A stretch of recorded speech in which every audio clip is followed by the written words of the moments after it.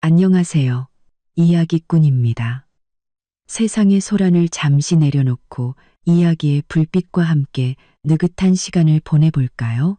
오늘 들려드릴 이야기는 바로 매일 도시락을 싸주는 시어머니. 입맛에 맞지 않아 강아지에게 줬더니 그 자리에서 거품을 물고 쓰러졌습니다.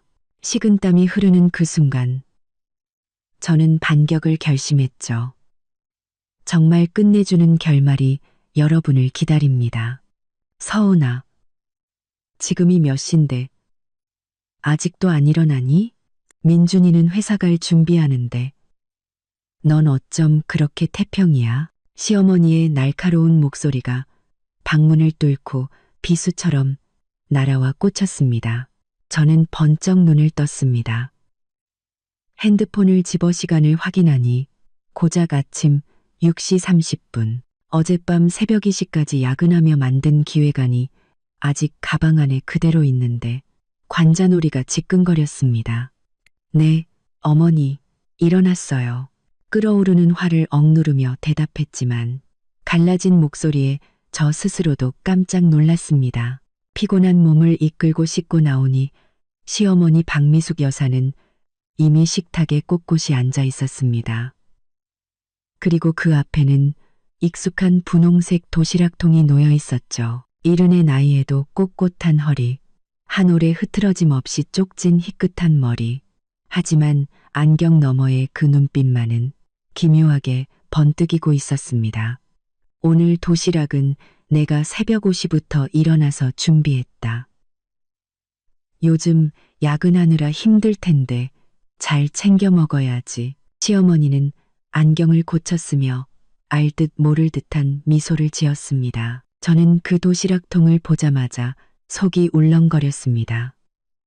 결혼 후 3년 동안 시어머니는 하루도 빠짐없이 제 도시락을 싸주셨습니다. 메뉴는 매일 바뀌었지만 이상한 약초 냄새는 늘 똑같이 배어 있었죠. 남편 강민주는 늘 자기 어머니가 한의사 집안 출신이라 보양식을 챙겨주는 거라고 했지만 저는 어딘가 꺼림칙했습니다. 감사합니다.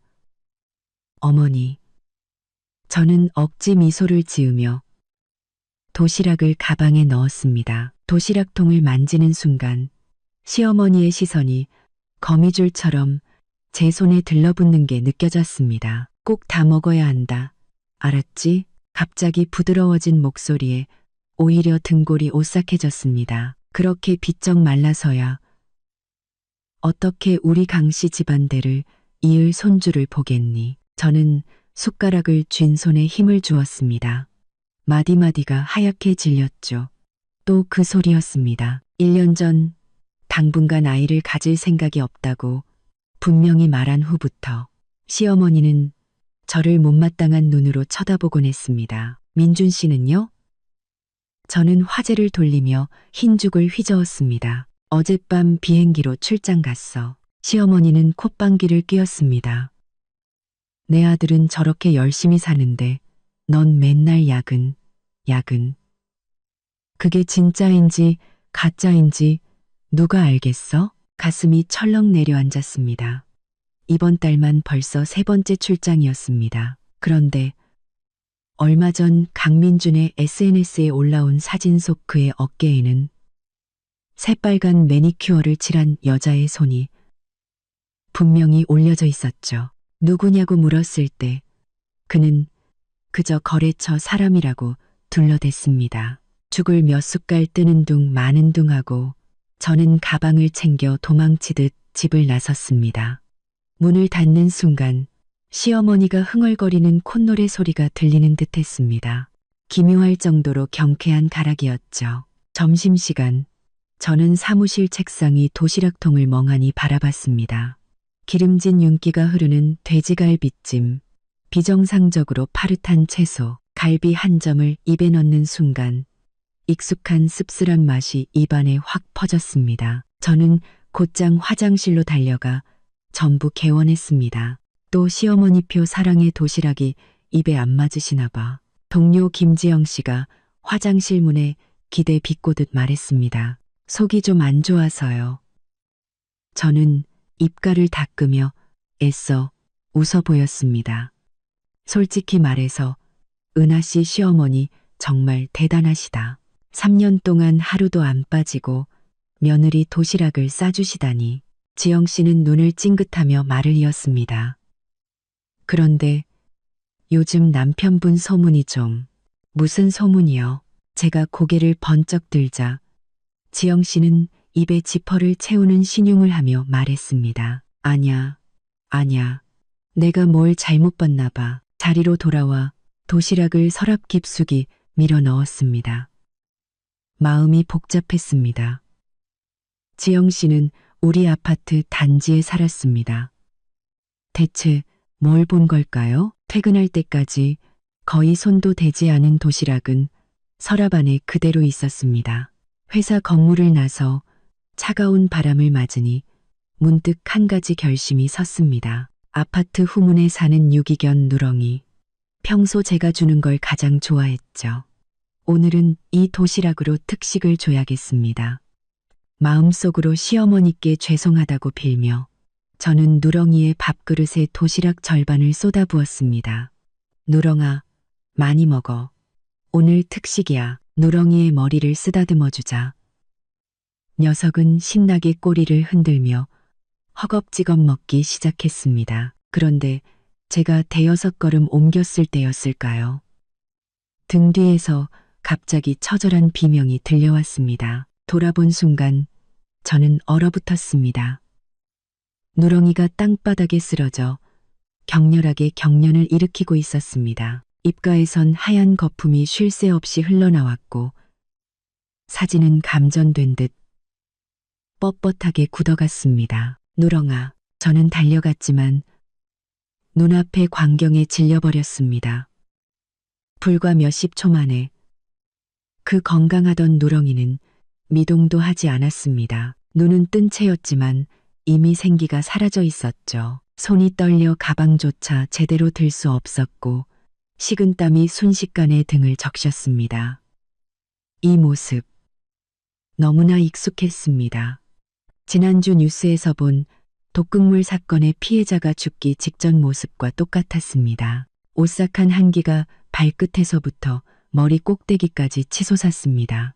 저는 떨리는 손으로 핸드폰을 꺼내 제약회사 연구원으로 일하는 대학 동기에게 전화를 걸었습니다. 현우야, 나 좀 도와줘. 아주 급해. 내 목소리가 막 떨렸죠. 빠르면 빠를수록 좋아. 전화를 끊고 저는 비닐봉지로 남은 도시락을 조심스럽게 담았습니다. 그리고 누렁이의 시체를 보며 눈물을 흘렸습니다. 이건 사고가 아니었습니다. 절대로. 집에 돌아오니 시어머니는 거실에서 태연하게 TV를 보고 있었습니다. 제가 들어와도 돌아보지도 않은 채 물었죠. 우와, 도시락은 다 먹었니? 네, 어머니. 다 먹었어요. 정말 맛있었어요. 감사합니다. 제 입에서 나온 평온한 목소리에 저 스스로도 놀랐습니다. 손톱이 손바닥을 깊게 파고들었지만 아픔은 느껴지지 않았습니다. 만약 검사 결과가 제 예상대로라면 이건 단순히 이혼으로 끝날 문제가 아니었습니다. 그날 밤 저는 끔찍한 악몽을 꿨습니다. 꿈속에서 시어머니가 침대 맡에 서서 그 분홍색 도시락통을 들고 웃으며 말했죠. 다음 도시락은 꼭 다 먹어야 한다. 저는 소스라치게 놀라 잠에서 깼습니다. 온몸이 식은땀으로 젖어 있었죠. 옆자리는 텅 비어 있었습니다. 강민주는 또 외박이었습니다. 그때 핸드폰이 반짝 빛났습니다. 동기 현우에게서 온 메시지였습니다. 긴급, 내일 아침에 무조건 만나서 얘기해야 해. 그리고 절대 시어머니가 주는 건 아무것도 먹지 마. 저는 텅 빈 천장을 바라보며 처음으로 똑똑히 깨달았습니다. 이건 흔해 빠진 고부 갈등이 아니었습니다. 명백한 살인 계획이었습니다. 정말 확실해. 저는 커피잔을 쥔 손가락 마디가 하얗게 질리도록 힘을 주었습니다. 친구 이현우는 안경을 고쳤으며 검사 결과지를 제 앞으로 다시 밀어주었습니다. 유기인계 농약이야.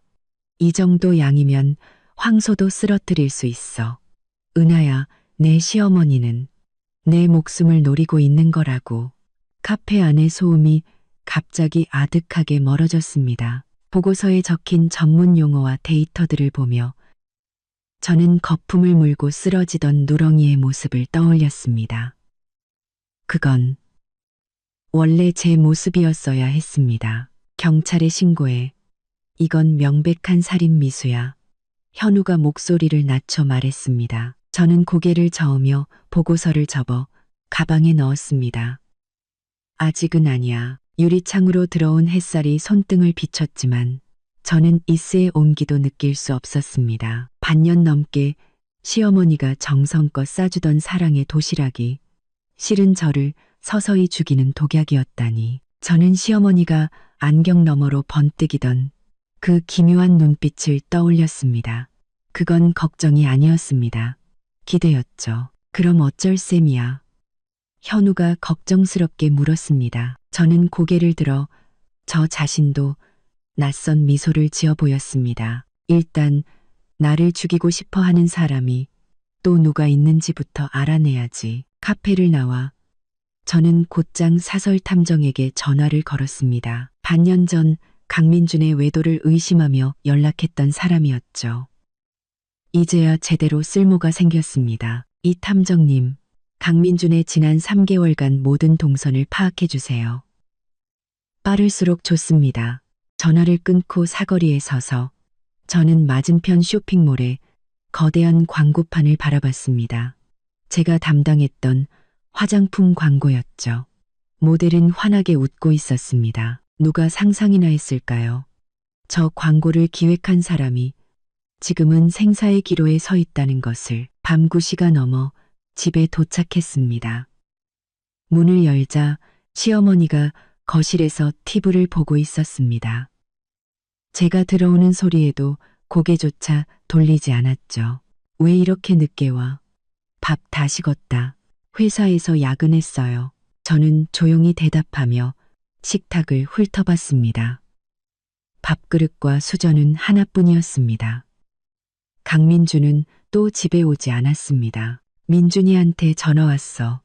이번 주는 프로젝트 때문에 못 들어온다고 하더라. 남자가 일에 집중해야지. 네가 발목 잡으면 안 된다.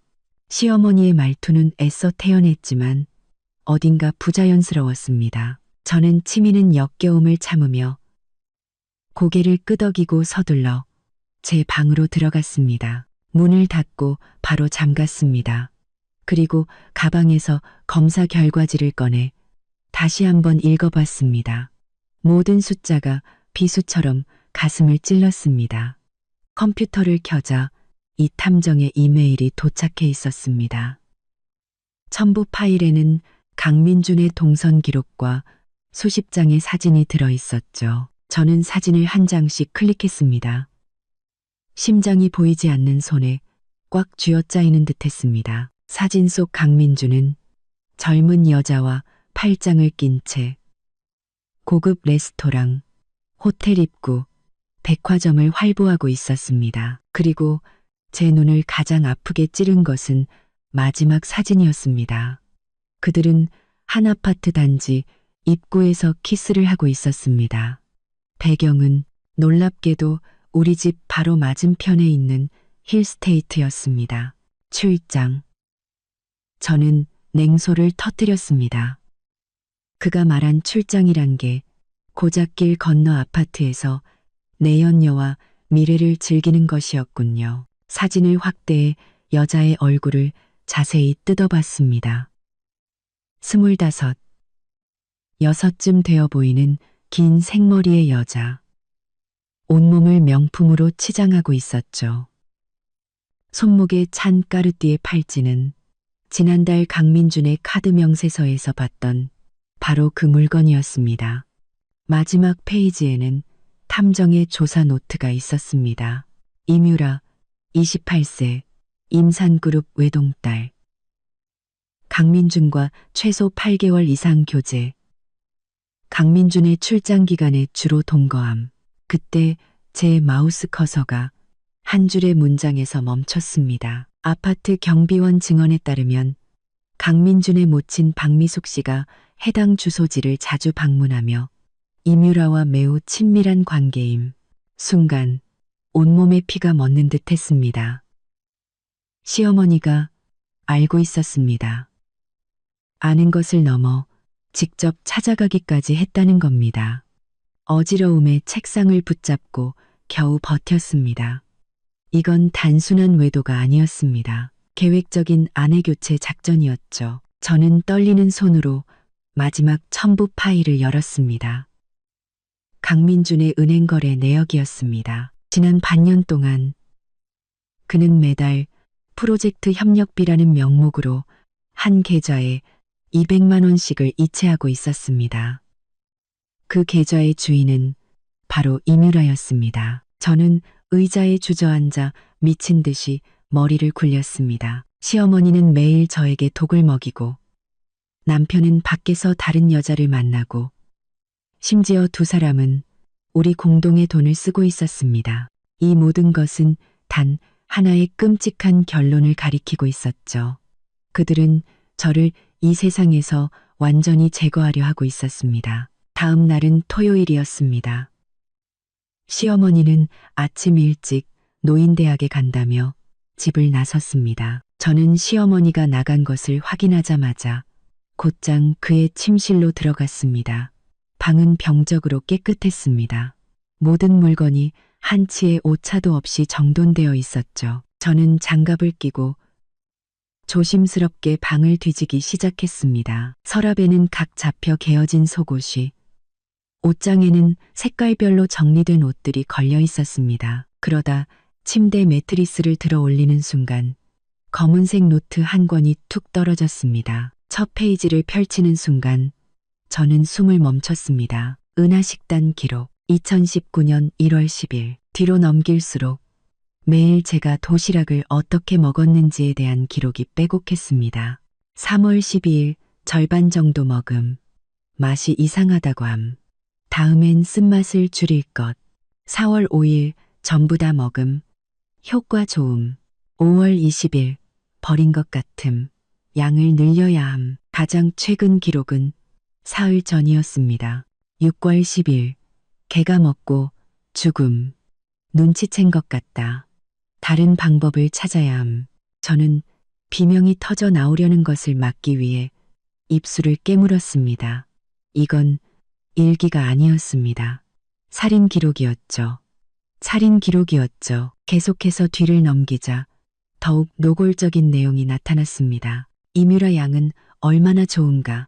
집안 좋고 학벌 좋고 우리 민준이 사업에도 도움이 될 텐데 서운하 따위가 뭐라고. 자리만 차지하고 아이도 안 낳으면서 맨날 야근 타령이나 하고 오늘 유라 양을 만나고 왔다. 민준이에게 2천만 원이 넘는 시계를 사줬더라. 이래야 격이 맞지.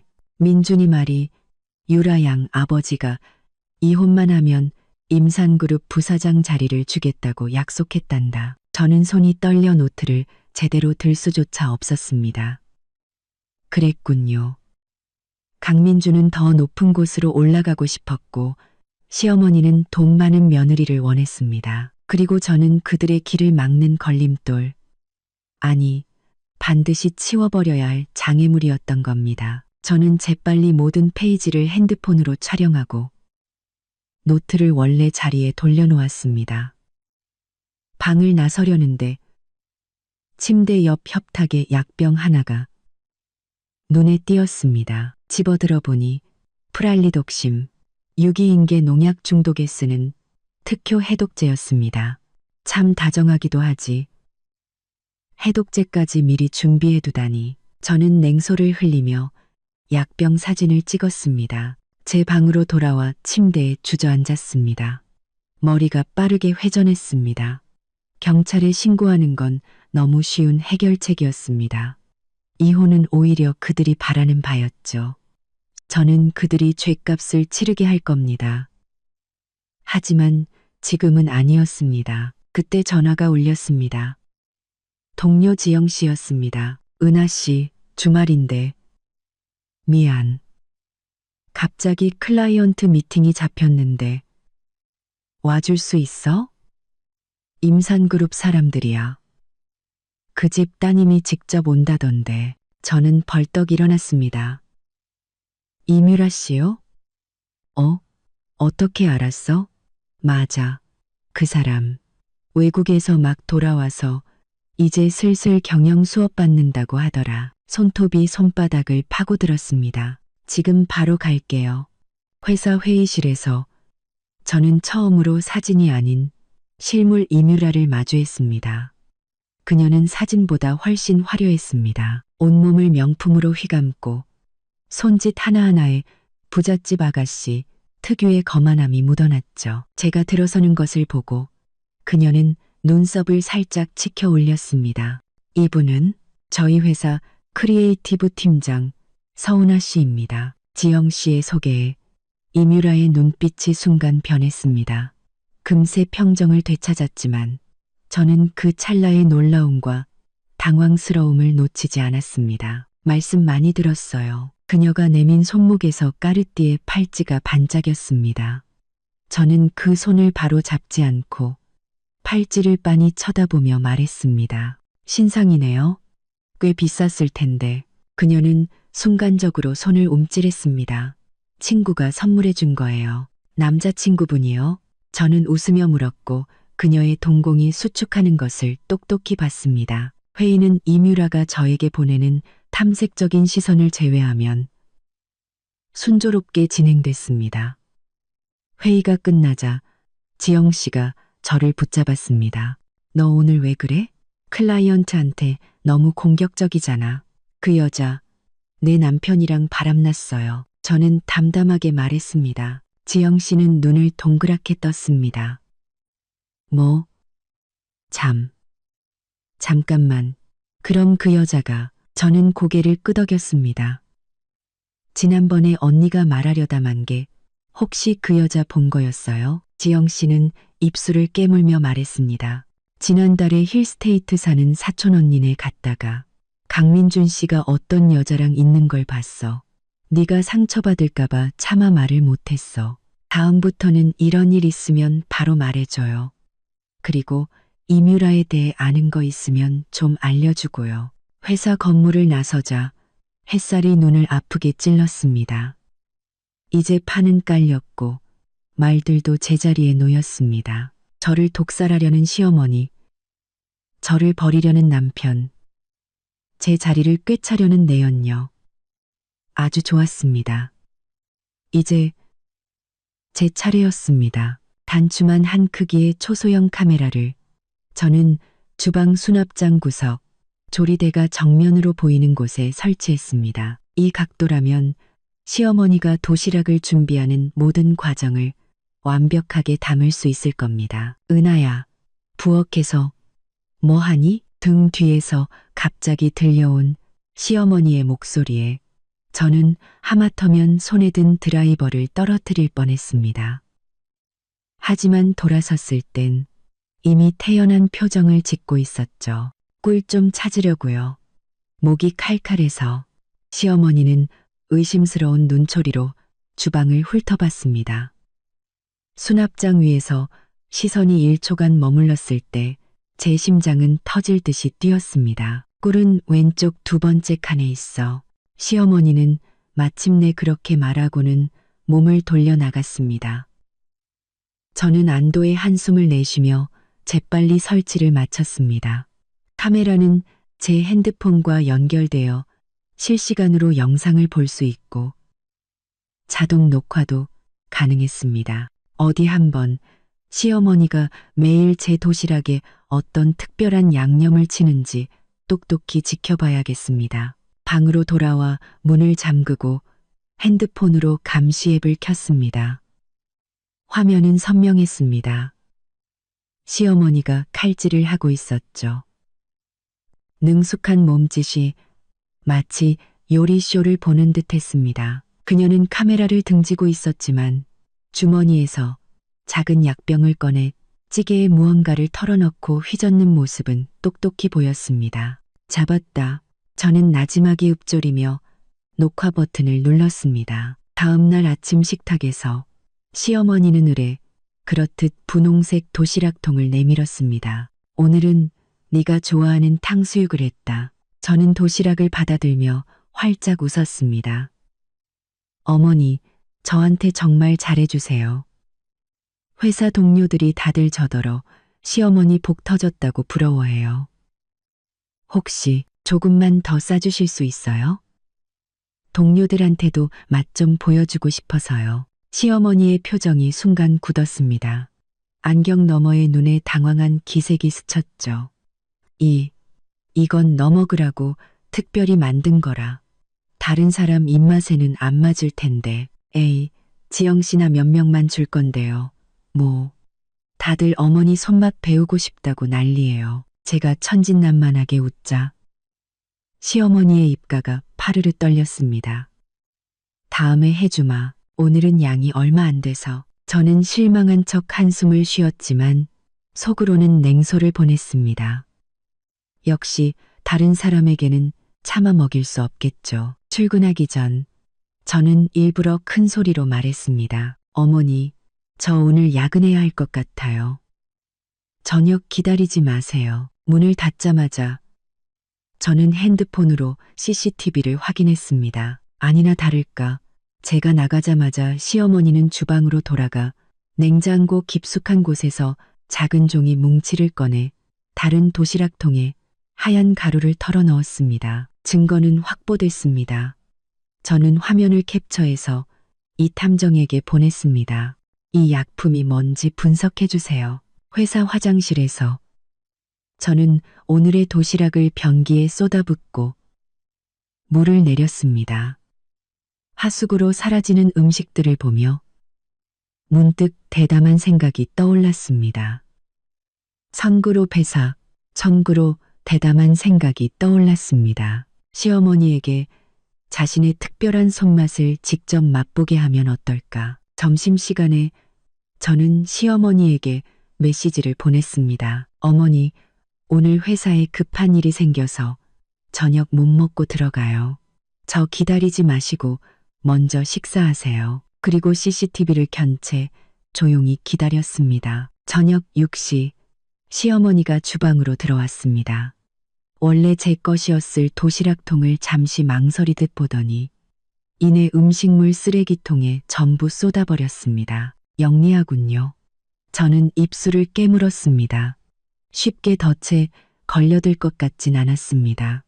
저는 작전을 바꾸기로 했습니다. 다음 날 아침 저는 평소보다 일찍 일어나 시어머니가 깨기 전에 2개의 도시락통을 몰래 바꿔치기 했습니다. 오늘은 고등어 조림이다. 식기 전에 먹어. 시어머니는 아무것도 모른 채 제게 도시락을 건넸습니다. 감사합니다. 어머니. 저는 환하게 웃으며 도시락을 받았습니다. 이 통 안에는 시어머니가 자신을 위해 준비한 안전한 음식이 들어 있었습니다. 그리고 저를 위한 독이 든 도시락은 지금 시어머니의 식탁 위에 놓여 있었죠. 하루 종일 저는 1시간마다 CCTV를 확인했습니다. 오후 3시 드디어 화면의 움직임이 포착됐습니다. 시어머니가 도시락통을 열고 점심을 먹기 시작했습니다. 절반쯤 먹었을 때였을까요? 그녀는 갑자기 배를 움켜쥐더니 얼굴이 새하얗게 질렸습니다. 저는 숨을 죽인 채 그녀가 비틀거리며 화장실로 뛰어들어가는 모습을 지켜봤습니다. 몇 분 후 기진맥진한 모습으로 나온 그녀는 서랍에서 그 프랄리독심 약병을 꺼내 2알을 삼켰습니다. 자업자득 저는 차갑게 웃었지만 한편으로는 등골이 오싹했습니다. 만약 그날 제가 정말 그 도시락을 먹었다면 지금쯤 어떻게 되어 있었을까요? 유기인계 살충제. 흔히 말하는 고독성 농약이야. 내 시어머니가 쓴 건 개량된 버전이라 독성은 약하지만 더 알아채기 힘들어. 장기간 복용하면 장기 부전으로 이어져서 자연사처럼 보일 수 있지. 이 탐정의 목소리는 전화기 너머로 무겁게 들려왔습니다. 저는 핸드폰을 쥔 손에 힘을 주었습니다. 마디마디가 하얗게 질렸죠. 그 약을 어디서 구했는지 알 수 있을까요? 제약회사 내부 관계자만 접근할 수 있는 실험용 약품이야. 내 시어머니한테 제약회사 개발팀장으로 일하는 사촌 동생이 있더군. 그랬군요. 가족이 합심한 범죄였습니다. 저는 이 탐정에게 고맙다고 말한 뒤 변호사 사무실에 전화를 걸었습니다. 서은아 씨, 제공해 주신 증거만으로도 이건 명백한 살인 미수입니다. 최 변호사는 안경을 고쳤으며 말했습니다. 하지만 바로 경찰에 신고하면 그들이 증거를 인멸할 수 있습니다. 증거를 더 모으면서 스스로를 보호하시는 게 좋겠습니다. 재산 문제는 어떻게 되나요? 저는 가장 궁금했던 것을 물었습니다. 혼인 후에 구입한 아파트는 공동 재산입니다. 하지만 최 변호사는 망설였습니다. 은행 거래 내역을 보니 남편분께서 지난 6개월간 공동명의 계좌에서 약 80%의 예금을 인출해 다른 곳으로 옮겼습니다. 순간 눈앞이 캄캄해졌습니다. 얼마나요? 대략 2억 4천만 원입니다. 저는 비명을 지르지 않기 위해 입술을 깨물었습니다. 2억 4천. 그건 저와 강민준이 함께 모은 돈이었습니다. 대부분이 제 성과급과 야근 수당이었죠. 다시 찾아올 수 있을까요? 제 목소리가 떨렸습니다. 악의적인 재산은닉이라는 증거가 더 필요합니다. 이혼 소송에서 상대방의 유책 사유를 입증하면 재산 분할에서 유리한 고지를 점할 수 있습니다. 변호사 사무실을 나서자 햇살이 눈을 아프게 찔렀습니다. 저는 길거리에 서서 어디로 가야 할지 막막했습니다. 집은 이제 독이 든 소굴이 되었고 회사에는 이뮤라가 저를 비웃으며 기다리고 있을 겁니다. 그때 전화가 울렸습니다. 강민준이었습니다. 저는 심호흡을 하고 전화를 받았습니다. 여보세요. 은하야, 나 내일 들어가. 너한테 할 좋은 소식이 있어. 그의 목소리는 이상할 정도로 들떠 있었습니다. 무슨 좋은 소식인데요? 저는 애써 평소처럼 말했습니다. 만나서 얘기해. 아, 그리고 어머니는 요즘 건강하시지? 저는 길 건너 광고판에 있는 행복한 새 식구의 모습을 보며 웃었습니다. 네, 아주 좋아요. 어제 갑자기 배가 아프시다고 하셨는데 약 드시고는 괜찮아지셨어요. 전화기 너머로 몇 초간 침묵이 흘렀습니다. 무슨 약? 글쎄요, 프랄리독심이라고 하셨던 것 같은데 위장약이라고 하시더라고요. 더 긴 침묵. 그리고 강민주는 내일 보자는 말을 서둘러 남기고 전화를 끊었습니다. 저는 길 한복판에서 실소를 터뜨렸습니다. 그도 알고 있었습니다. 그도 공범이었던 겁니다. 이 모자는 정말이지 천생연분의 악마였습니다. 강민주는 예상보다 일찍 돌아왔습니다. 퇴근하고 집에 가니 그는 이미 거실에서 시어머니와 무언가 심각하게 이야기를 나누고 있었습니다. 제가 들어서자 두 사람은 어색하게 입을 다물었죠. 왔어요? 저는 아무것도 눈치채지 못한 척 가방을 내려놓았습니다. 내일 온다더니 프로젝트가 일찍 끝났어. 강민주는 다가와 형식적인 포옹을 했습니다. 그의 몸에서는 낯선 향수 냄새가 났습니다. 어제 이뮤라에게서 났던 것과 똑같은 향이었죠. 시어머니는 그의 등 뒤에서 여전히 창백한 얼굴로 저를 날카롭게 쏘아보고 있었습니다. 민준이가 너한테 할 말이 있단다. 무슨 좋은 소식인데요? 저는 웃으며 물었지만 이미 모든 것을 짐작하고 있었습니다. 강민주는 헛기침을 하며 말했습니다. 나 승진할 것 같아. 회사에서 싱가포르 지사장으로 발령낼 계획이래. 축하해요. 저는 웃고 있었지만 손톱은 손바닥을 깊게 파고들고 있었습니다. 얼마나 가는데요? 적어도 3년은 있을 것 같아. 아주 좋은 기회야. 그는 제 눈을 피했습니다. 3년이라. 제가 사고로 죽고 그가 재혼하기에 충분한 시간이었습니다. 저는 시어머니를 쳐다봤습니다. 그녀의 입가에는 옅은 미소가 걸려 있었죠. 정말 잘 됐네요. 제 입에서 나온 목소리였습니다. 언제 떠나는데요? 다음 달에. 준비할 게 많아. 강민주는 제가 생각보다 담담하자 안도하는 눈치였습니다. 알았어요. 걱정 말고 다녀와요. 집은 내가 잘 지키고 있을게요. 저녁 식사 때 저는 시어머니에게 국을 떠주며 말했습니다. 어머니, 요즘 안색이 안 좋으세요. 국 많이 드세요. 그녀는 경계심 가득한 눈으로 저와 국그릇을 번갈아 보더니 이내 그릇을 받아들었습니다. 강민주는 옆에서 불안한 눈빛으로 그 모습을 지켜봤죠. 아, 맞다. 저는 아무렇지 않게 말했습니다.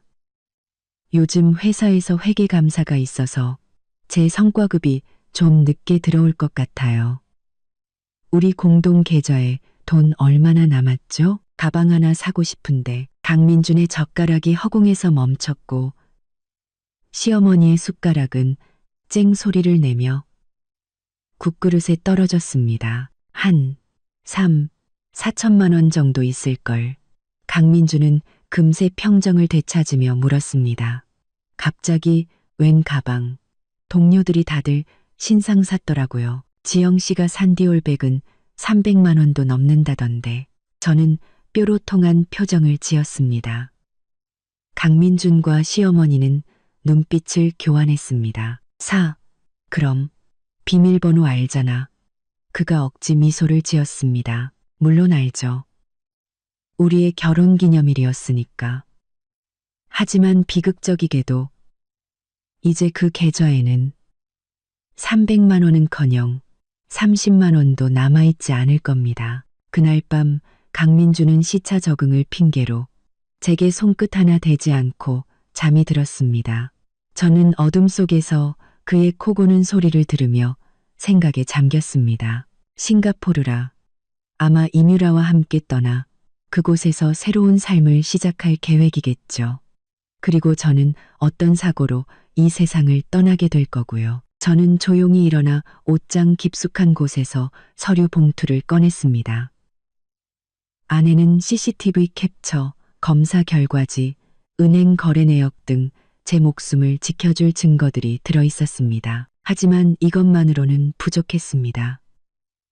더 완벽한 계획이 필요했습니다. 저는 잠든 강민준을 바라보다가 최 변호사의 말을 떠올렸습니다.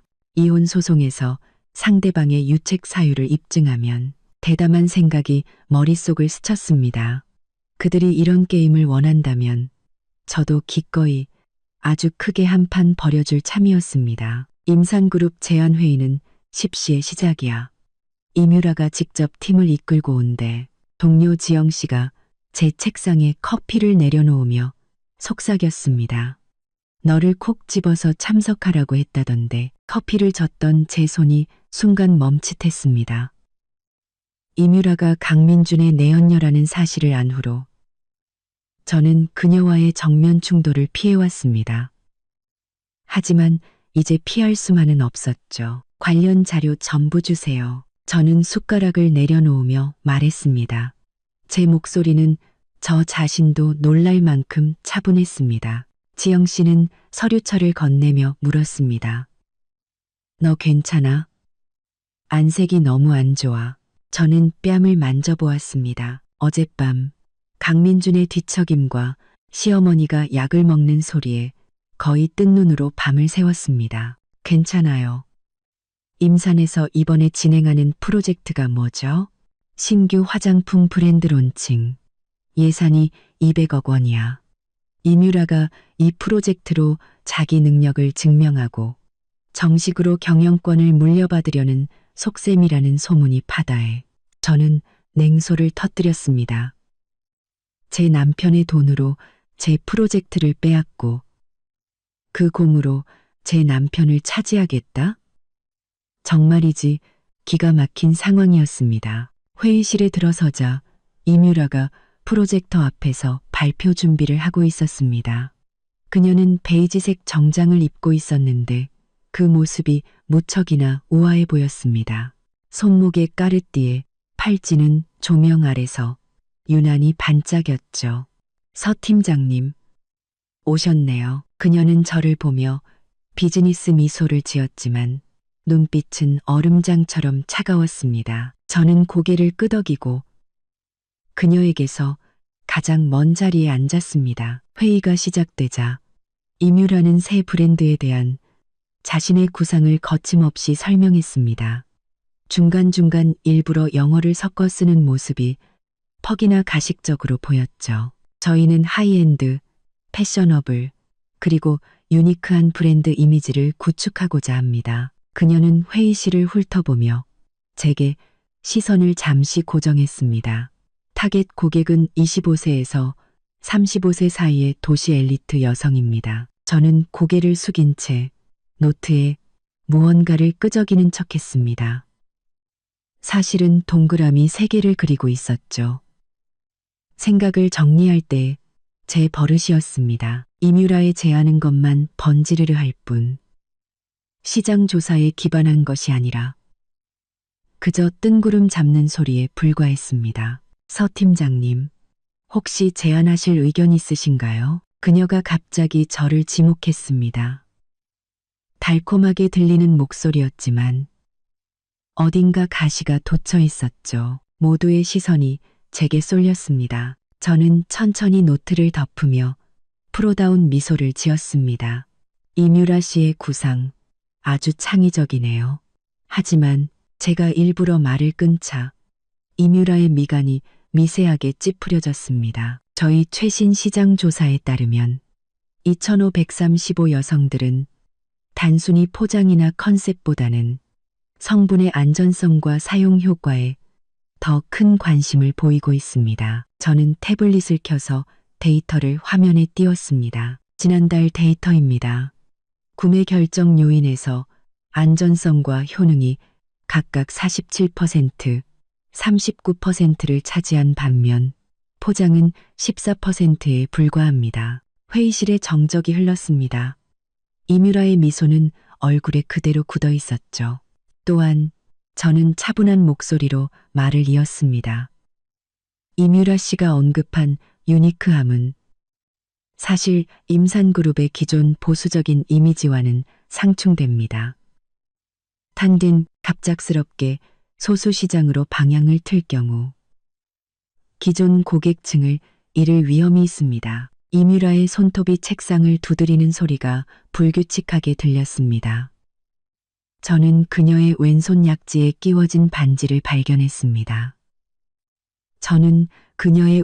약지에 끼워진 반지를 발견했습니다. 결혼 반지는 아니었지만 그 위치가 매우 애매했죠.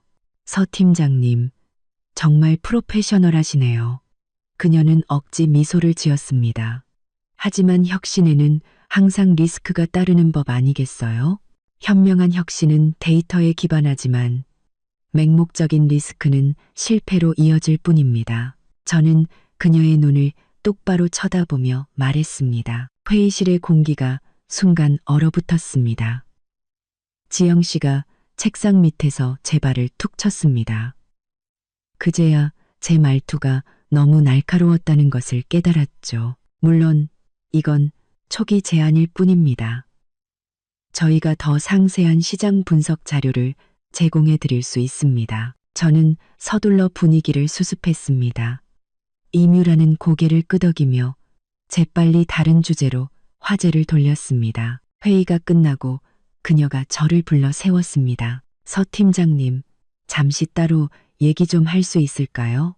아무도 없는 작은 회의실로 들어가 문이 닫히자마자 그녀의 얼굴에서 비즈니스 미소가 싹 사라졌습니다. 당신이 누군지 알아. 박민준 와이프. 그녀는 단도직입적으로 말했습니다. 저는 책상에 기대 팔짱을 끼고 맞받아쳤습니다. 나도 당신이 누군지 알아.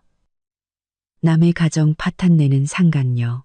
이뮤라의 얼굴이 순식간에 붉어졌습니다. 까르띠에 팔찌가 그녀의 격한 움직임에 따라 찰랑거렸죠. 우린 진심으로 사랑하는 사이야. 당신이랑 강민주는 이미 끝났잖아. 사랑? 저는 비웃었습니다. 사랑하는 사이가 그렇게 숨어서 만나야 하나? 그가 유부남인 거 속이고 당신 아버지가 부사장 자리까지 약속해야 하는 게 사랑이야? 그녀의 동공이 수축했습니다.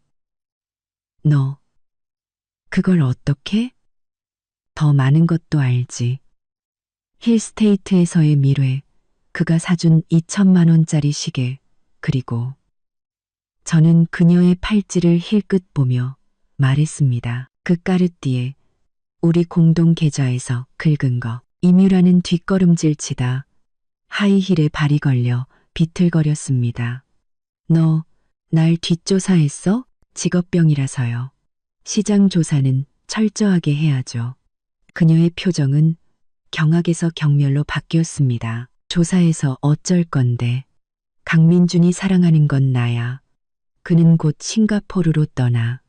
당신을 데려갈 것 같아? 그 말은 비수처럼 제 가슴에 밝혔지만 저는 애써 태연한 척했습니다. 어디 한번 지켜보죠.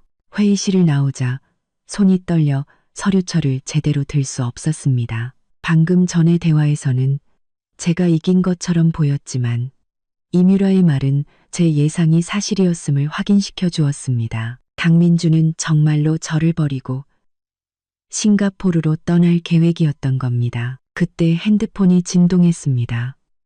집안의 CCTV 알림이었습니다. 앱을 열자 시어머니가 주방에서 국에 무언가를 타고 있는 모습이 보였습니다. 화면을 확대하자 익숙한 약병이 다시 나타났습니다. 저는 즉시 화면을 캡처해 저장했습니다. 바로 그때 전화가 걸려왔습니다. 강민준이었습니다. 어머니가 입원하셨어. 그의 목소리는 당황한 기색이 역력했습니다. 지금 당장 인화병원으로 와. 응급실 복도에서 강민주는 구겨진 셔츠 차림으로 초조하게 서성이고 있었습니다. 저를 보자마자 달려와 팔을 붙잡았죠. 대체 어머니한테 뭘 먹인 거야? 저는 그의 손을 뿌리치며 놀란 척 말했습니다. 전 아무것도 안 했어요. 어머님은 왜요? 식중독이래. 의사 말이 어떤 화학물질에 중독된 것 같다고. 저는 입을 가리며 눈을 동그랗게 떴습니다. 이번엔 연기가 아니었죠. 시어머니가 정말 중독되다니. 하지만 저는 분명 도시락을 딱 한 번 바꿨을 뿐이고 그날 그녀는 해독제까지 먹었습니다. 어머니 좀 뵈러 갈게요. 제가 응급실로 향하자 강민준이 앞을 막아섰습니다. 지금은 안정이 필요해. 넌 일단 입원 수속부터 밟아. 그의 눈빛이 흔들렸습니다. 저는 고개를 끄덕이고 수납 창구로 향했지만 마음속에는 의심이 피어올랐습니다. 강민준의 태도는 너무나 이상했습니다. 분노와 죄책감이 뒤섞인 듯한 모습이었죠. 수납을 하는 척하며 저는 몰래 의사 사무실로 들어갔습니다. 저는 박미숙 환자 며느리입니다. 시어머니 상태가 어떤지 좀 알 수 있을까요? 의사는 안경을 고쳤으며 말했습니다. 경미한 유기인계 중독입니다. 다행히 생명에는 지장이 없으세요. 그런데 이상한 점은 환자분 혈액에서 해독제인 프랄리독심 성분이 검출됐다는 겁니다. 사전에 해독제를 복용하신 것 같아요. 심장이 빠르게 뛰었습니다. 그런 중독은 보통 뭐 때문에 생기나요? 농약이나 살충제죠. 혹시 환자분이 그런 물질을 다룰 일이 있으신가요? 글쎄요. 잘은 모르겠지만 시어머니가 요즘 계속 도시락을 싸주시는데 맛이 좀 이상하긴 했어요. 가끔 어지럽고 메스꺼웠는데 저는 그냥 스트레스 때문인 줄 알았죠. 저는 고개를 숙이며 힘없이 말했습니다. 의사는 심각한 표정으로 저를 보며 말했습니다. 환자분도 검사를 한번 받아보시는 게 좋겠습니다. 유기인계 화합물은 몸에 축적될 수 있거든요. 네, 그럴게요. 의사 선생님. 감사합니다. 저 혹시 시어머니 검사 결과지 사본 좀 받을 수 있을까요? 다른 병원 진료 기록이랑 같이 정리해 두려고요. 의사는 잠시 고민하더니 몇 장의 서류를 복사해서 건네주었습니다. 사무실을 나와 저는 복도 구석에서 재빨리 모든 페이지를 촬영해 최 변호사에게 전송했습니다. 그때 이 탐정에게서 새로운 메시지가 도착했습니다. 첨부된 파일은 시어머니의 사촌 동생, 즉 그 제약회사 개발팀장이 지난달 대량의 실험용 유기인계 화합물을 구매했다는 기록이었습니다. 그리고 수령인 칸에는 놀랍게도 강민준의 이름이 적혀 있었습니다. 손이 부들부들 떨렸습니다. 강민준도 이 독살 계획에 가담했던 겁니다. 어쩐지 오늘 그렇게 불안해하더라니. 그는 시어머니가 실수로 자신이 준비한 독약을 먹고 모든 계획이 탄로 날까봐 두려웠던 겁니다. 은하야. 강민준이 등 뒤에서 불렀습니다. 저는 재빨리 핸드폰을 잠그고 걱정스러운 표정으로 돌아섰습니다. 어머니 상태 좀 여쭤보고 왔어요. 식중독 같다고 하시네요. 강민준의 표정이 눈에 띄게 풀어졌습니다. 어머니가 깨어나셔서 널 찾으셔. 병실 침대에 누워있는 시어머니는 핏기 하나 없는 얼굴이었습니다. 저를 보자 그녀의 눈빛이 순간 날카로워졌죠. 어머니, 괜찮으세요? 저는 침대 옆으로 다가가 그녀의 손을 잡았습니다. 축축하고 차가운, 마치 파충류 같은 감촉이었습니다. 안 죽어. 그녀는 제 손을 뿌리치며 쉰 목소리로 물었습니다. 너 요즘 밖에서 뭐 사 먹었니? 저는 그녀의 떠보는 듯한 질문을 못 들은 척하며 대답했습니다. 회사 근처에 샐러드 가게가 새로 생겨서요. 건강에 좋더라고요. 제 걱정은 마시고 푹 쉬세요. 시어머니와 강민준은 의미심장한 눈빛을 교환했습니다. 강민준이 헛기침을 하며 말했습니다.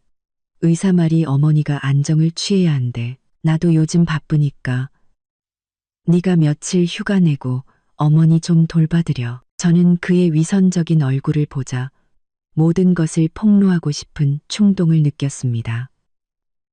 하지만 동시에 이것이 더 많은 증거를 모을 절호의 기회라는 생각이 들었죠. 물론이죠.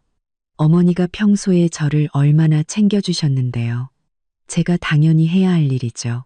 제 상냥한 대답에 시어머니는 오히려 의심스러운 눈초리를 보냈습니다. 강민주는 서둘러 몇 마디 당부하고는 회사 일을 핑계로 병원을 떠났습니다. 그가 나간 것을 확인하고 저는 시어머니 침대 옆에 앉아 사과를 깎기 시작했습니다. 어머니, 대체 왜 중독되신 걸까요? 뭘 잘못 드셨나? 시어머니는 눈을 감은 채 대답했습니다.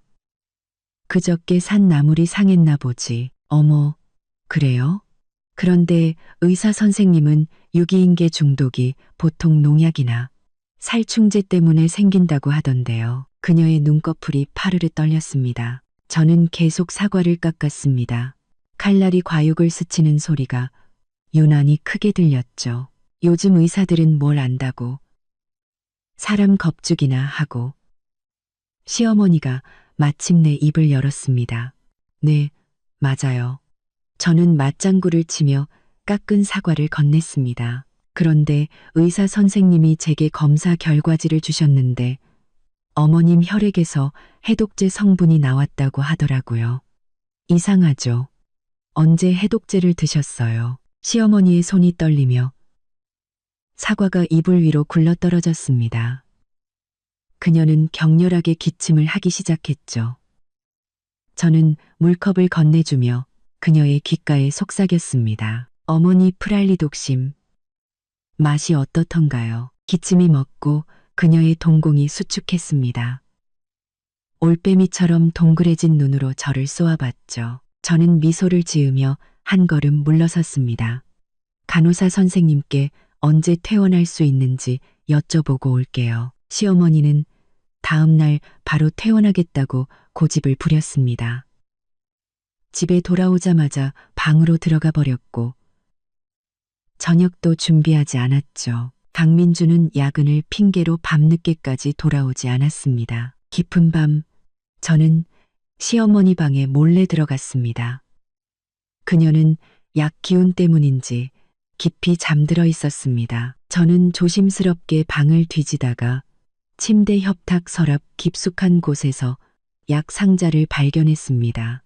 안에는 손글씨로 라벨이 붙은 약병들이 가득했죠. 저는 모든 약병을 사진으로 찍었습니다. 그중 특제 1일 1회라고 쓰인 작은 병이 눈에 띄었습니다. 뚜껑을 열자 희미한 아몬드 냄새가 나는 하얀 가루가 들어 있었습니다. 저는 준비해간 비닐봉지에 가루를 조금 덜어 담고 약병을 원래 자리에 두었습니다. 방을 나서려는데 시어머니가 잠꼬대를 했습니다. 민준아, 너무 많이 넣지 마라. 저는 그 자리에 얼어붙었다가 그녀가 깨지 않은 것을 확인하고 조용히 방을 나왔습니다. 제 방으로 돌아와 문을 잠그고 이 탐정에게 메시지를 보냈습니다. 이 하얀 가루 성분 분석 급히 부탁합니다. 저는 침대에 주저앉았습니다. 온몸이 떨렸습니다. 독살 계획은 모자가 함께 꾸민 것이 틀림없었습니다. 너무 많이 넣지 말라니. 제가 너무 빨리 죽으면 의심받을까봐 두려웠던 걸까요? 그때 최 변호사에게서 답장이 왔습니다. 병원 기록 잘 받았습니다. 기존 증거와 합치면 고의 상해를 입증할 수 있습니다. 하지만 경제적인 부분에 대한 증거가 더 필요합니다. 그로스의 방권구의 그르체 남편분의 싱가포르 발령건도 사실인지 확인해 보는 것이 좋겠습니다. 저는 창밖으로 우리 집 맞은편 아파트 단지를 바라봤습니다. 저 불빛 중 하나는 이뮤라의 집이겠죠. 시어머니, 아들, 그리고 내연녀. 이 완벽해 보이는 삼각관계가 정말 그렇게 견고할까요? 병원에서 강민준이 싱가포르 얘기를 꺼냈을 때 시어머니의 표정은 기뻐 보이지 않았습니다. 오히려 어딘가 불안해 보였죠. 대체 무엇을 걱정하는 걸까요? 저는 컴퓨터를 켜고 임산그룹과 싱가포르의 사업 관계에 대해 검색하기 시작했습니다. 그리고 2시간 후 흥미로운 사실을 발견하고는 허리를 폈습니다. 임산그룹은 싱가포르에 지사가 없었습니다. 대신 호주의 대규모 프로젝트를 진행 중이었죠. 강민준이 말한 싱가포르 발령은 거짓말일 가능성이 컸습니다. 그렇다면 그의 진짜 계획은 뭘까요? 이뮤라와 함께 도망치려는 걸까요? 아니면 이뮤라에게조차 속고 있는 걸까요? 한유의 말들이 움직이기 시작했습니다. 그리고 저는 더 이상 속수무책으로 당하는 희생양이 아니었습니다. 특제 약품 성분 분석 결과가 나왔습니다. 이 탐정의 목소리는 전화기 너머로 심각하게 들렸습니다. 단순한 농약이 아닙니다. 단순한 농약이 아닙니다. 신경계를 서서히 파괴해서 결국 다발성 장기부전으로 사망에 이르게 하는 실험용 화합물입니다. 자연사처럼 보일 수 있죠. 효과가 나타나기까지 얼마나 걸리죠? 양에 따라 다르지만 3개월에서 6개월 정도입니다. 증상이 만성질환처럼 서서히 나타나기 때문에 의사들도 중독을 의심하기 어렵습니다. 증상이 만성질환처럼 서서히 나타나기 때문에 이 약은 아직 동물 실험 단계에 있는 인체 사용이 금지된 물질입니다. 그 약품, 강민준이 수령인으로 되어 있던 그 제약회사 사촌 동생이 만든 건가요? 맞습니다. 그리고 강민준의 싱가포르 발령은 거짓말이었습니다. 임산그룹은 싱가포르에 사업체가 없습니다. 대신 임 회장에게 호주에 숨겨둔 딸이 하나 있는데 최근 멜버른 지사를 그 딸에게 맡기기로 했다더군요. 이 탐정의 말은 비수처럼 제 가슴에 밝혔습니다. 저는 입술을 깨물었습니다. 피맛이 느껴지고 나서야 힘을 풀었죠. 그랬군요. 임유라는 애초에 강민준과 싱가포르에 갈 생각이 없었습니다. 그녀는 자신만의 계획이 있었고 강민준은 그저 이용당한 장기말에 불과했던 겁니다. 계속 조사해 주세요. 특히 임유라와 그녀 아버지의 연락 기록을요. 전화를 끊고 생각에 잠겨 있는데 주방에서 그릇 달그락거리는 소리가 들렸습니다. 시어머니가 아침을 준비하고 있었습니다. 병원에서 돌아온 후 그녀는 겉으로는 평소와 같았지만 저와 단둘이 있을 때면 불안한 눈빛을 감추지 못했죠. 저는 심호흡을 하고 주방으로 들어갔습니다. 시어머니는 저를 등지고 달걀 프라이를 하고 있었습니다. 조리대 위에는 익숙한 분홍색 도시락통이 놓여 있었죠. 어머니, 좋은 아침이에요. 제가 일부러 큰 소리로 말하자 시어머니의 어깨가 움찔 떨렸습니다. 어휴, 깜짝이야. 발소리도 없이 다니니 무슨 생각을 그렇게 골똘히 하세요? 저는 웃으며 그녀 곁으로 다가가 도시락통을 집어들었습니다. 오늘도 잘 먹겠습니다. 시어머니는 제 손에 들린 도시락통을 뚫어지라 쳐다봤습니다. 요즘 바쁘니 굶지 말고 잘 챙겨 먹어라. 그럼요.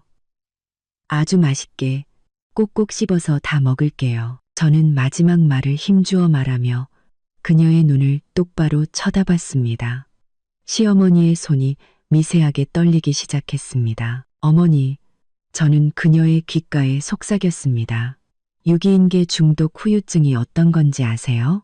처음엔 근육이 뒤틀리고 그 다음엔 호흡이 마비되고 결국엔 극심한 고통 속에서 질식해서 죽는데요. 쨍그랑 시어머니 손에 들려있던 뒤집개가 바닥으로 떨어졌습니다.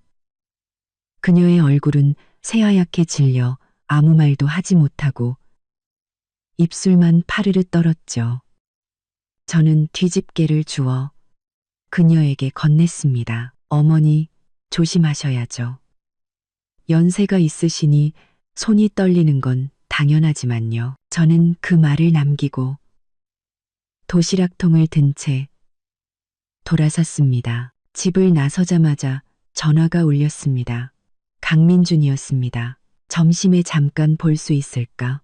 중요한 할 얘기가 있어. 레스토랑에서 마주 앉은 강민준은 머리부터 발끝까지 완벽하게 차려입고 있었지만 눈 밑에 짙은 다크서클은 감추지 못했습니다. 무슨 일인데요? 저는 레몬수를 주문하며 아무렇지 않게 물었습니다. 그는 서류 가방에서 봉투 하나를 꺼내 제 앞으로 밀었습니다.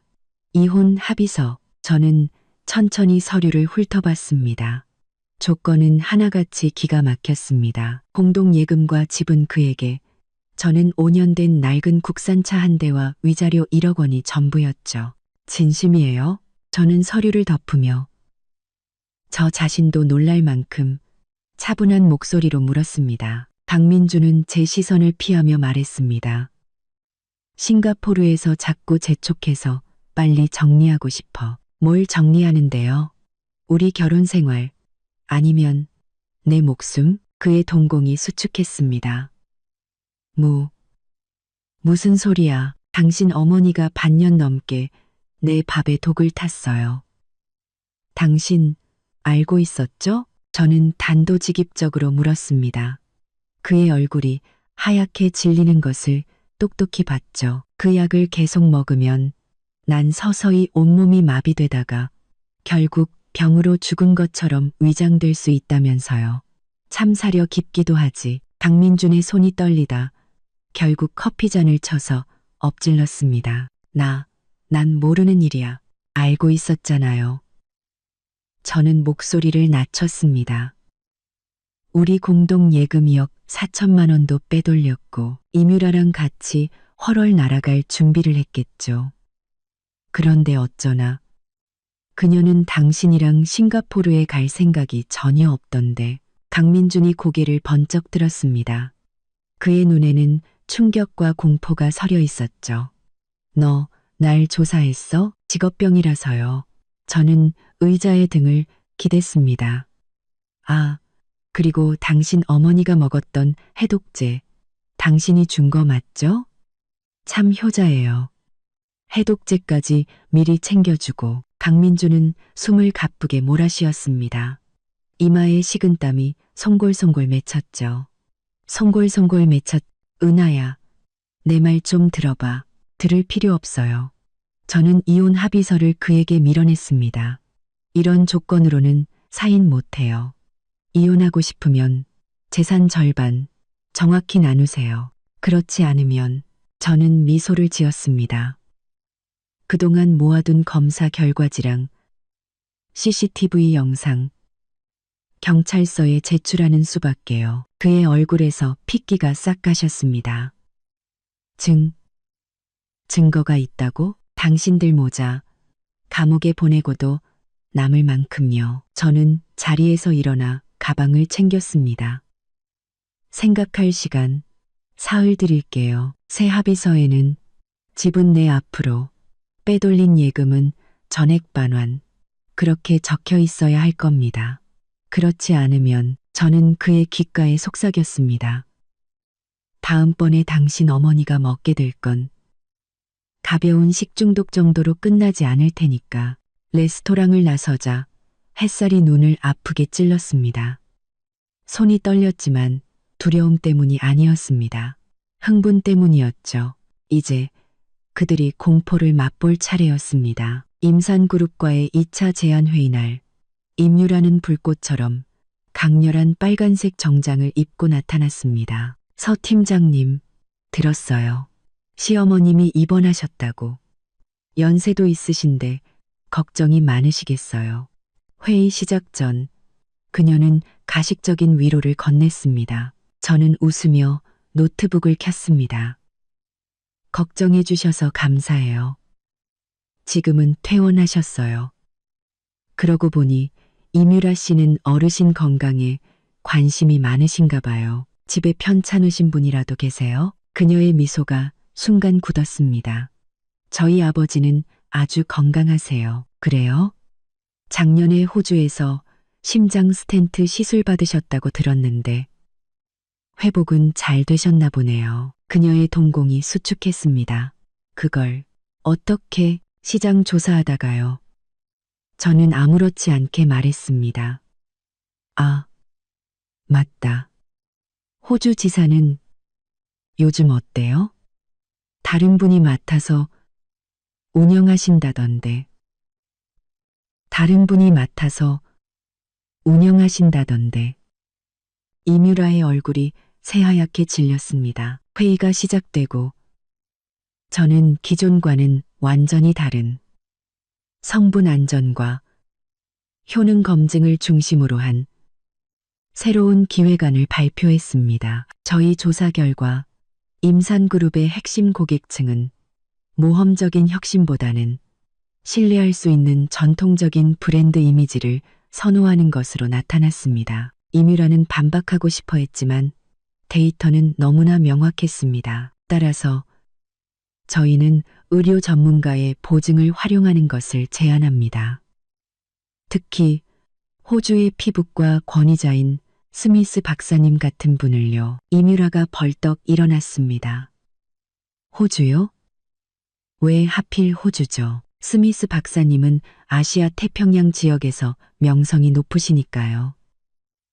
그리고 저는 말을 끊었습니다. 임산그룹이 현재 호주 시장 진출을 준비하고 계시니 이런 협업은 더 큰 시너지를 낼 수 있을 겁니다. 그렇지 않나요? 회의실은 정적에 휩싸였고 모든 시선은 이뮤라에게 쏠렸습니다. 그녀는 마치 딱이라도 맞은 듯한 표정이었죠. 그건 좀 더 논의가 필요하겠네요. 그녀는 겨우 그 한마디를 내뱉고 서둘러 회의를 중단시켰습니다.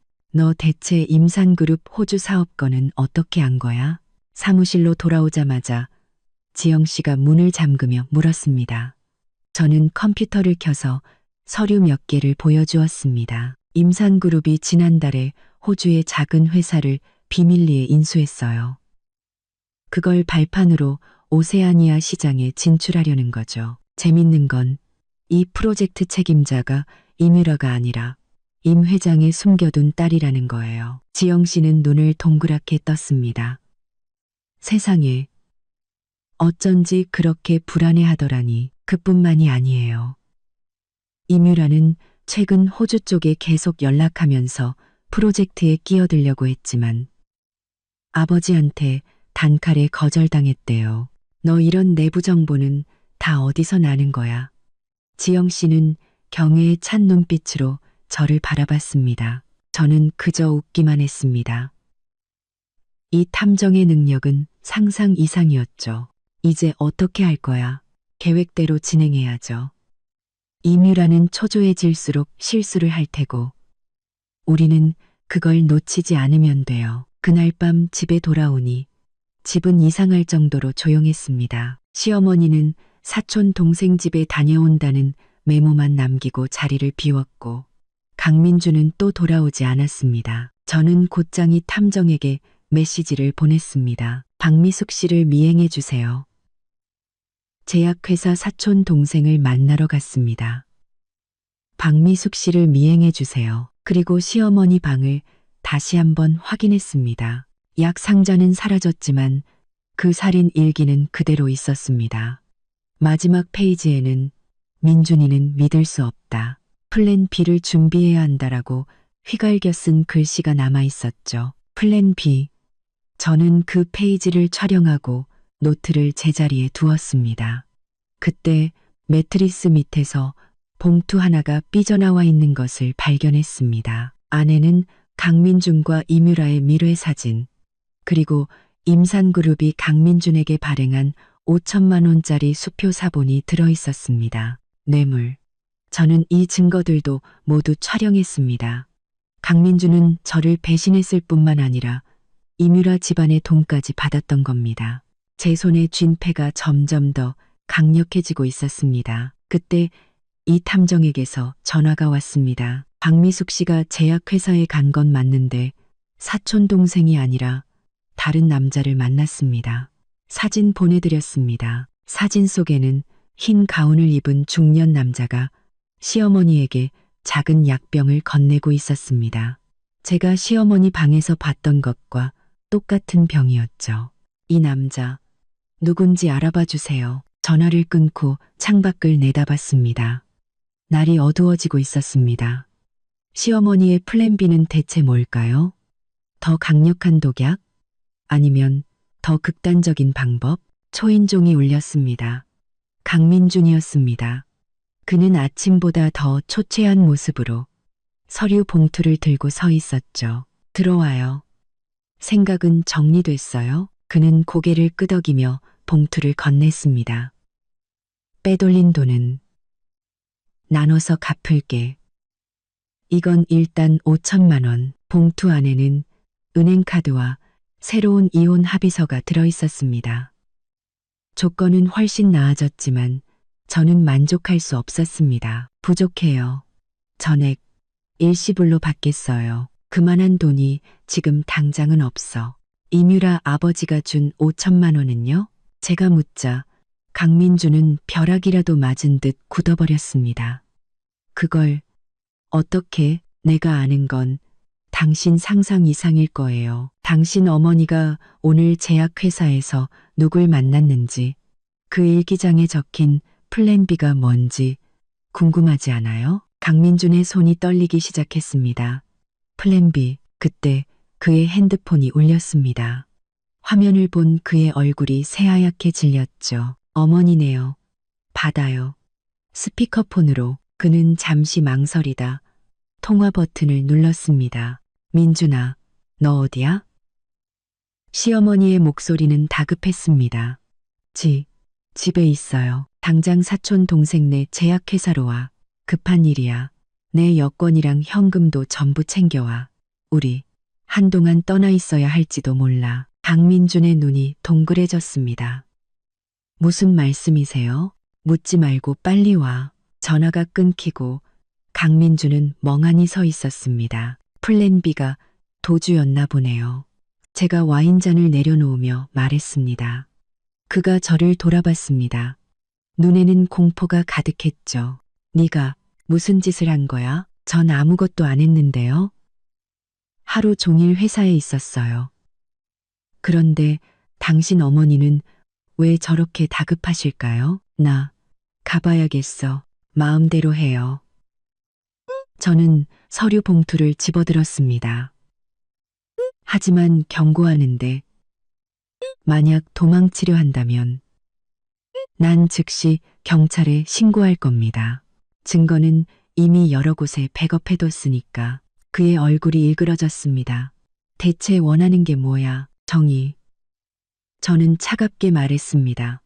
아니, 더 정확히는 복수. 그는 저를 잠시 쏘아보다가 이내 현관으로 달려나갔습니다. 저는 창가에 서서 그의 차가 사라지는 것을 지켜본 뒤 이 탐정에게 전화를 걸었습니다. 그들이 도망치려 합니다. 제약회사를 주시해 주세요. 그리고 컴퓨터를 켰습니다. 화면에는 제약회사 주변 지도가 떠 있었죠. 이 탐정이 실시간으로 보내주는 위치 추적 신호에 강민준의 차가 제약회사로 향하고 있는 것이 보였습니다. 저는 미리 준비해둔 폴더를 열었습니다. 안에는 경찰, 식약처, 그리고 언론사에 보낼 고발장과 모든 증거 파일이 담겨 있었습니다. 마우스 커서는 전송 버튼 위에 머물러 있었습니다. 클릭 한 번이면 모든 것이 끝날 겁니다. 하지만 저는 누르지 않았습니다. 아직 때가 아니었습니다. 성고시 때가 아니었습니다. 성고시 때가 저는 그들이 서로를 물어뜯고 거짓과 살인으로 쌓아 올린 그들의 세계가 무너지는 것을 제 눈으로 직접 보고 싶었습니다. 그때 이 탐정에게서 새로운 메시지가 도착했습니다. 제약회사 후문에 임시 번호판을 단 SUV가 대기 중 도주용 차량으로 보임. 저는 답장을 보냈습니다. 경찰에 신고하세요. 실험 약품 절도 혐의로. 그리고 컴퓨터를 끄고 차 키를 챙겼습니다. 이제 경찰이 들이닥쳤을 때 저 가증스러운 모자가 서로를 어떻게 배신하는지 직접 감상할 시간이었습니다. 밤의 공장 지대는 음산했습니다. 저는 길 건너 편의점 앞에 차를 세우고 차갑게 식은 공기를 마셨습니다. 경찰, 5분 내 도착 예정. 이 탐정의 메시지가 도착했습니다. 멀리서 희미하게 사이렌 소리가 들려오기 시작했습니다. 그 순간 공장 후문에 서 있던 SUV 헤드라이트가 번쩍 켜졌습니다. 그들이 도망치려 하고 있었습니다. 차가 막 출발하려는 찰나 세 대의 경찰차가 사방에서 나타나 길을 막아섰습니다. 눈부신 경광등이 주변을 대낮처럼 밝혔죠. SUV는 급정거하며 날카로운 마찰음을 냈습니다. 공장 옆문이 열리고 시어머니가 뛰쳐나왔습니다. 손에는 작은 가방을 쥔 채 헝클어진 머리로 경광등 아래 선 그녀의 모습은 유령처럼 창백했습니다. 그녀는 경찰차를 보고는 다시 공장 안으로 도망치려 했지만 경찰관 2명에게 가로막혔습니다. 그때였습니다. 공장 정문에서 강민준이 뛰쳐나왔습니다. 그는 경찰과 시어머니를 보고는 그 자리에 얼어붙었다가 이내 돌아서서 도망치려 했습니다. 강민준, 저도 모르게 그의 이름을 외쳤습니다. 그는 저를 돌아봤습니다. 수십 미터의 거리와 번쩍이는 경광등을 뚫고 그의 눈빛이 정확히 제게 꽂혔습니다. 그 눈에는 충격과 증오가 서려 있었죠. 결국 그는 경찰에게 붙잡혔습니다.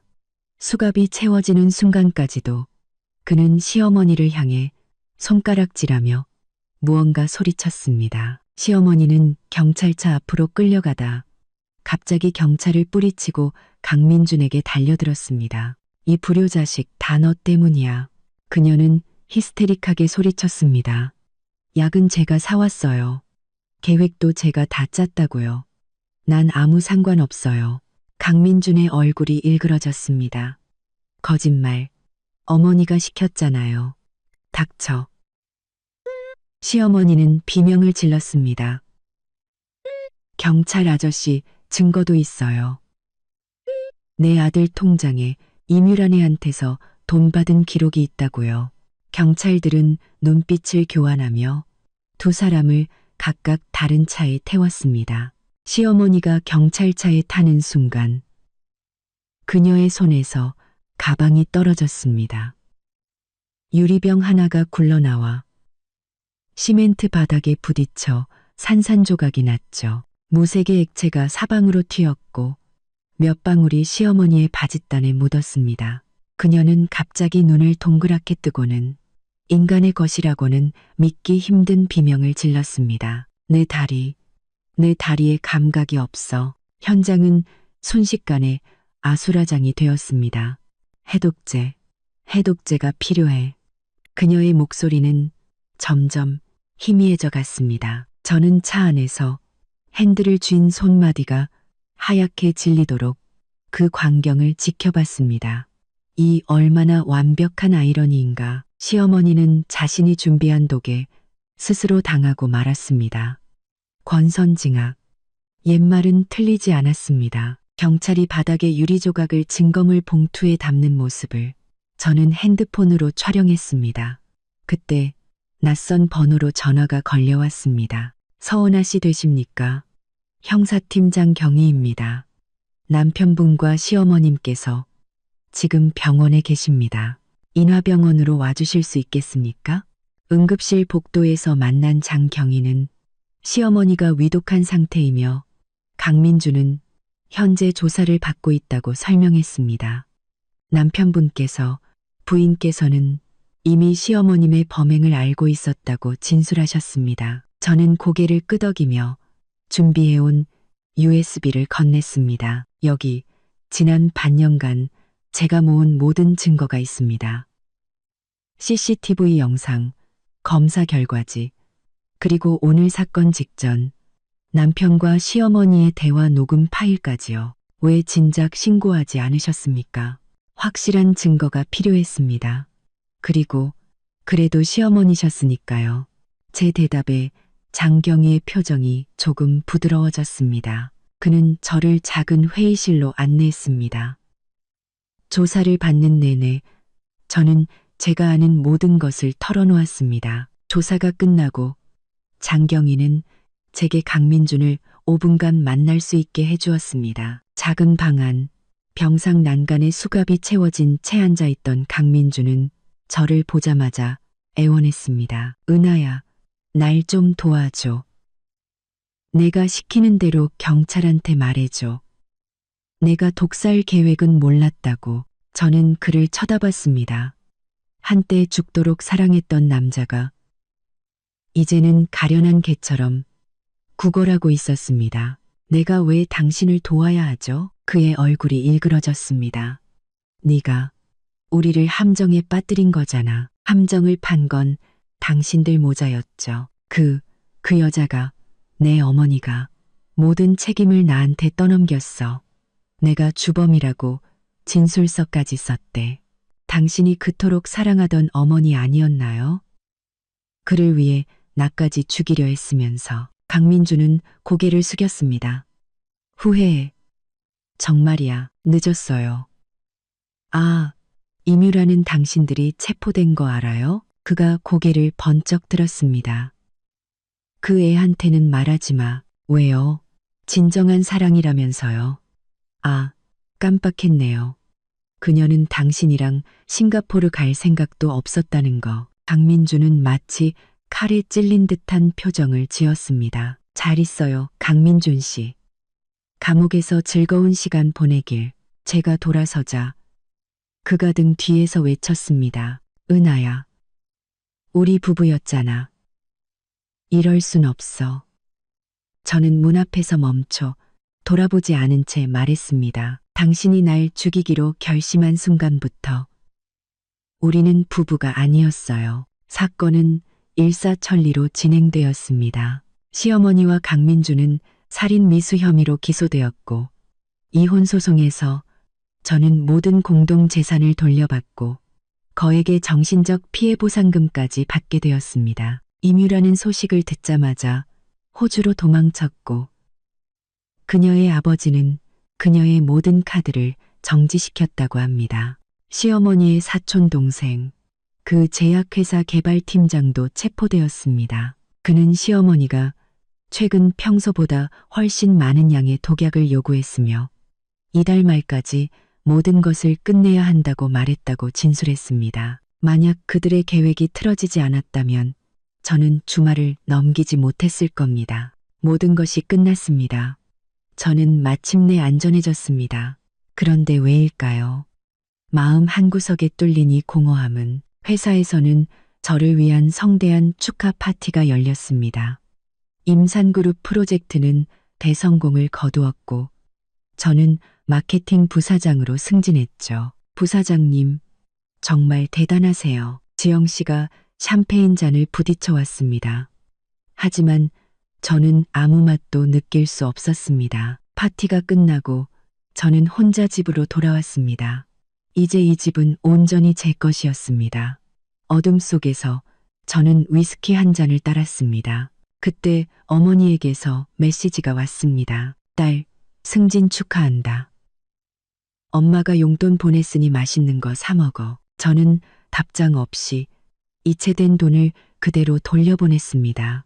반년 전 그냥 참고 살아라고 말했던 어머니의 목소리가 잊히지 않았습니다. 그때 낯선 번호로 전화가 걸려왔습니다. 서은아 부사장님, 임산그룹임 회장입니다. 이뮤라의 아버지. 그는 딸의 잘못을 사과하며 저를 돕고 싶다고 했습니다. 그는 이뮤라와 강민준 사이의 모든 거래 증거를 제게 건넸고 심지어는 싱가포르 지사장 자리를 제안했습니다. 연봉 3억에 성과급은 별도라는 파격적인 조건이었죠. 저는 그 제안을 일단 보류했습니다. 세상에 공짜는 없는 법이니까요. 며칠 뒤 강민준에게서 편지가 왔습니다. 은하야, 경고하는데 이뮤라가 한국에 돌아왔어. 임 회장을 조심해. 그는 네 생각보다 훨씬 위험한 사람이야. 다음 면회 때 와줘. 모든 걸 말해줄게. 이 탐정을 통해 확인해 보니 이뮤라는 정말 다른 이름의 여권으로 나흘 전 입국해 있었습니다. 임 회장은 제게 거짓말을 했던 겁니다. 그뿐만이 아니었습니다. 감옥에 있는 시어머니를 임산그룹의 한 고위 임원이 찾아왔다는 소식도 들려왔습니다. 제가 알던 복수극은 이미 끝났는데 보이지 않는 곳에서 새로운 판이 짜이고 있었습니다. 그리고 저는 그 중심에 서 있었습니다. 저는 결국 교도소로 향했습니다. 박민준이 가진 정보가 무엇이든 지금 저에게는 절실하게 필요했습니다. 교도소 면회실의 공기는 무겁고 탁했습니다. 얼마 뒤 수척해진 모습의 강민준이 들어왔습니다. 임 회장이 당신을 찾아갔지? 싱가포르 자리 제안하면서. 저는 놀랐지만 내색하지 않았습니다. 그거 함정이야. 절대 받아들이면 안 돼. 당신들 모자가 판 함정보다는 낫겠죠. 내가 잘못했어. 하지만 이건 달라. 시어머니와 이뮤라의 계획은 처음부터 임 회장이 설계한 거야. 그는 떨리는 손으로 주머니에서 몰래 숨겨온 작은 사진 한 장을 제게 건넸습니다. 이걸 봐. 뒷면에는 스위스 은행 계좌번호가 있어. 그 안에 있는 돈 다 당신 가져. 내 보상이야. 사진 속에는 반년 전에 시어머니와 이뮤라가 제약회사 앞에서 한 남자와 이야기하고 있었습니다. 그리고 뒷면에는 계좌번호와 함께 LS804 실험 데이터 파기 증명이라는 작은 글씨가 적혀 있었습니다. LS804가 뭐죠? 임산제약의 비밀 프로젝트야. 암 치료제로 위장한 신경독소. 기억을 서서히 파괴해서 자연사처럼 보이게 만들지. 순간 온몸의 피가 차갑게 식었습니다. 임 회장이 노린 건 내가 아니었어. 우리 어머니였지. 어머니는 임산의 비밀을 너무 많이 알고 있었거든. 그는 당신 손을 빌려서 어머니를 제거하려 했던 거야. 그의 말에 모든 퍼즐이 맞춰졌습니다. 시어머니의 독살 계획은 실은 임 회장이 시어머니를 제거하기 위해 판 더 큰 함정의 일부였던 겁니다. 그 계좌 번호는 우리 어머니의 은행 비밀금고 번호이기도 해. 그 안에 더 많은 증거가 있을 거야. 그는 마지막으로 제 손을 붙잡으며 말했습니다. 은하야, 조심해. 이뮤라가 한국에 돌아왔어. 이 탐정의 추가 조사 결과 모든 것은 사실이었습니다. LS-804는 실존했고 3년 전 임상시험에서 사망자까지 발생했지만 모두 은폐되었습니다. 그리고 시어머니는 그 프로젝트의 자문의사였습니다. 저는 거대한 음모의 한가운데에 서 있었습니다. 하지만 더 이상 두렵지 않았습니다. 며칠 뒤 이뮤라에게서 선물이 도착했습니다. 임 회장이 제게 줬던 것과 똑같은 다이아몬드 목걸이. 하지만 그 안에는 도청장치가 숨겨져 있었죠. 언니, 선물 마음에 들어? 우리 아빠에 대해 할 얘기가 있잖아. 그녀는 저를 한 외딴 별장으로 불러냈습니다. 저는 모든 준비를 마쳤습니다. 녹음 장비, 호신용품, 그리고 이 탐정팀의 실시간 지원까지. 별장 안 저를 기다리고 있던 것은 광기에 찬 이뮤라와 모든 것을 지켜보고 있던 임 회장이었습니다. 그들은 제게도 LS-804를 주사해 모든 기억을 지우고 자신들의 꼭두각시로 만들려 했습니다. 당신은 우리 집안의 유전적 결함을 가지고 태어났어. 이 주사 한 방이면 모든 고통을 잊고 새 사람이 될 수 있어. 이뮤라는 광기 어린 웃음을 지으며 주사기를 들고 다가왔습니다. 바로 그 순간 제가 미리 연락해둔 기자들과 경찰이 들이닥쳤습니다. 그리고 그들 뒤에는 제 어머니가 서 있었습니다. 임 회장, 28년 전 당신이 내게서 훔쳐간 내 딸, 그리고 당신이 저지른 모든 죄. 오늘 세상에 전부 밝혀주겠어. 어머니는 지난 수십 년간 임 회장의 비리를 추적하며 복수를 준비해왔던 겁니다. 모든 것이 끝났습니다. 임 회장과 이뮤라는 체포되었고 임산그룹은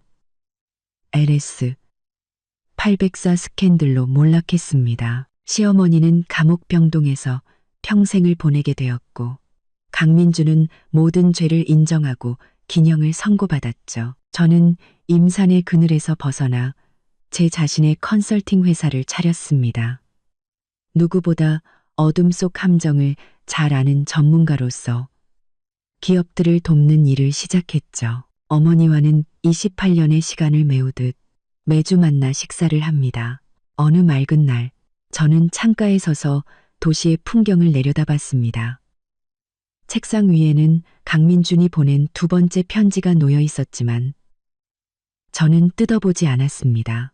대신 그 편지에 수취거부 도장을 찍어 반송함에 넣었습니다. 어떤 과거는 다시 들춰볼 가치조차 없는 법이니까요. 햇살이 얼굴 위로 따스하게 쏟아졌습니다.